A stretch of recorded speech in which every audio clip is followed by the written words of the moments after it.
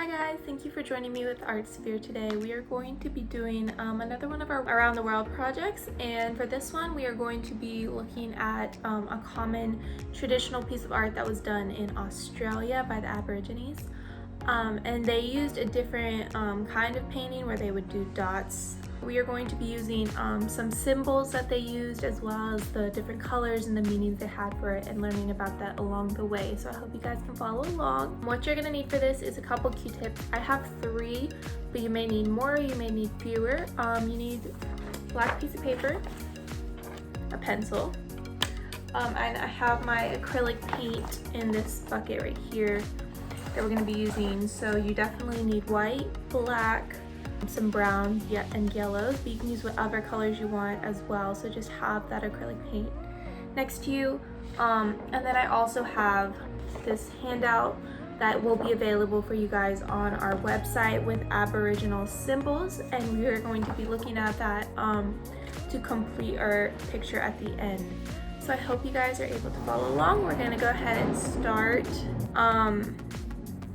You're gonna take your hand and place it in the middle of your picture, and you're just gonna trace your hand.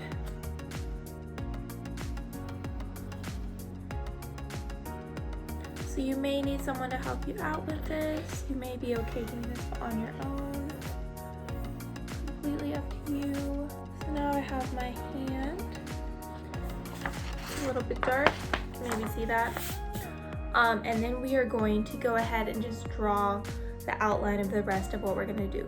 So all the symbols mean different things in this kind of culture. So we are going to be drawing a campsite, which is basically a circle with other circled rings inside of it. So we're gonna start off just drawing a circle around our hand. And it doesn't have to be perfect. My circle is definitely not perfect. So we just have that. And then there's gonna be some smaller circles inside, so you can either go ahead and draw those outlines or just do it with paint afterwards. I think I'm going to do it afterwards just with paint because it might change. Next, we are going to draw some waterways. So these just look like squiggly lines. It would be like this one right here, where it's just a bunch of lines like a river, and maybe just 3 or 4 of those, and we're gonna connect those from the corner of our paper to where the circle begins for each of the 4 corners. I think I'm gonna do about 4 of those. And these are the connecting waterways that connect your campsite to the river. Just make sure you have the same amount of lines for each one. All right, so we have our connecting waterways. I don't know if you can see that, it's kind of dark. And next we are just going to draw another little campsite in our hand. So that's gonna be 2 circles. So 1 small circle and 1 circle around it.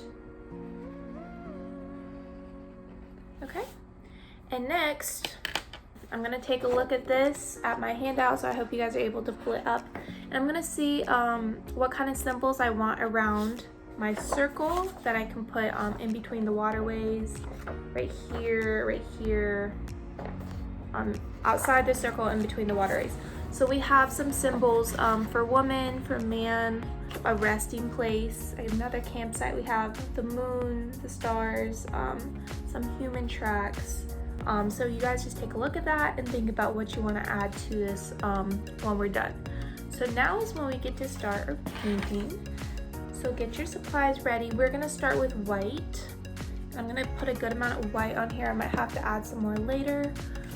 But we're just gonna dip our Q-tip into the white, and we're gonna do dots around every single outline. So around everything we just drew, we're gonna add a dot, except when you get to the waterways, you only wanna do it on the 2 outside lines. But everything else should be filled in with dots. So you don't want them too close together so it looks like a line, but you want to also not have them too far apart, because the goal is to have your whole paper filled with dots. So you can take your time with this, making sure that you get them all looking the same. or can go a little bit faster once you get the hang of it. This also might vary depending on how big your hand is. That will also affect the size of your circle, the size of the rest of your pictures, and how much room you have for other things. So no one's picture is going to look the same for various reasons, but they will all look very cool and very unique at the end. Alright, so I have my white done. As you can see, it definitely stands out with the black background, so we have everything good for that.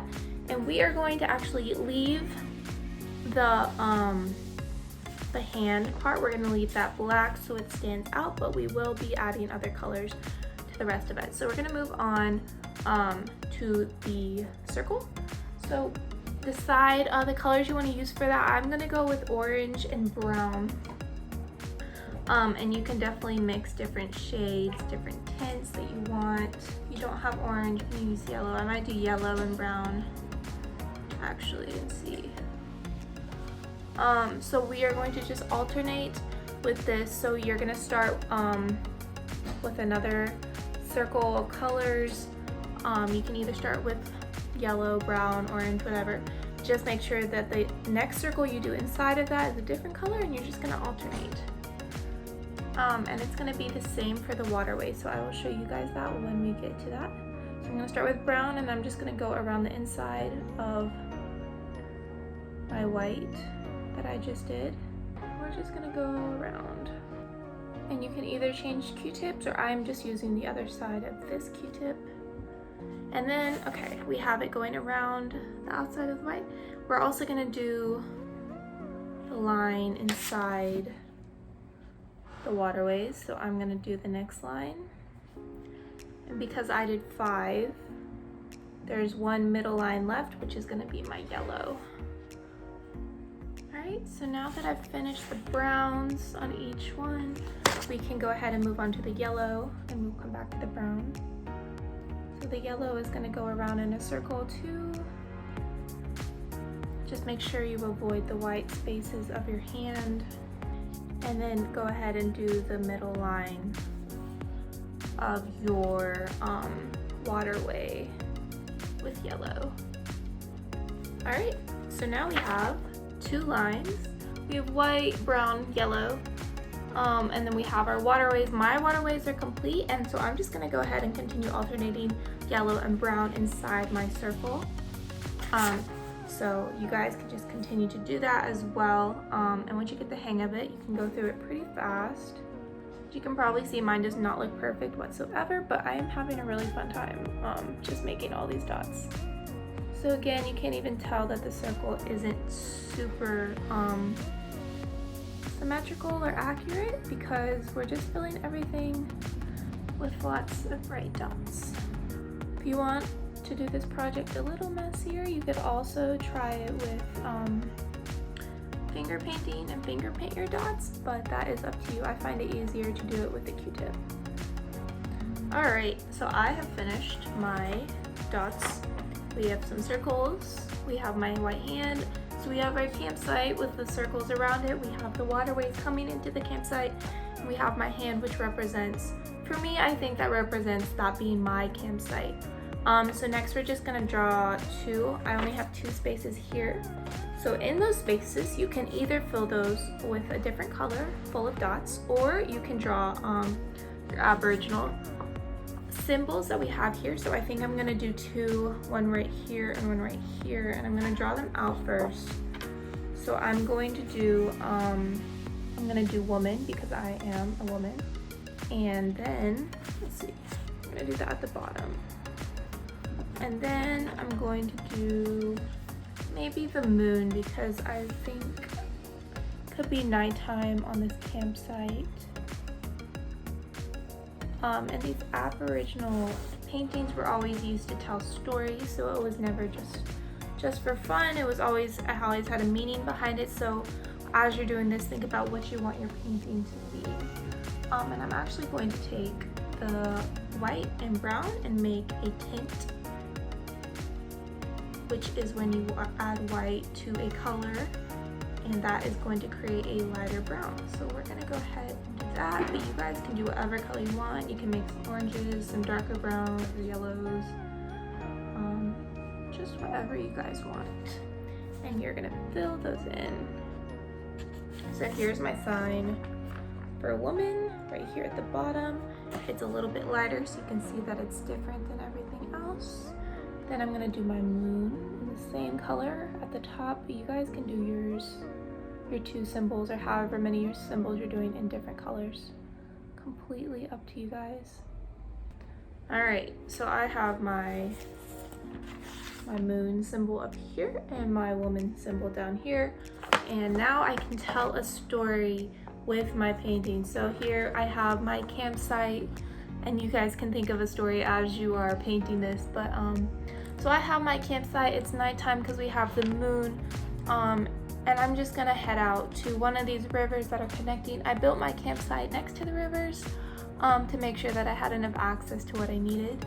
So there we have my campsite as a woman at nighttime, and that is my story for this picture. So I hope you guys are able to follow along and create your own story by doing this. If you're doing this in a class or a group or your family, you guys can take turns sharing about what you made, the story that goes along with it. You can create as you go, or you can have someone else think of a story for your painting and see what their interpretation is of it. But I hope you guys were able to have a little bit of fun with this and follow along well. And if you did, please hashtag us at loveartspirit.inc and post it, or email us at info@artspirit.org, and we would love to see your art and paintings and what they mean if you have a story to go along with it. And just make sure you also check out our page to get the link to our handouts like this one, so you can have those symbols available while you're doing this project. So I hope you guys have an awesome day, and please join me for the next lesson. Thank you.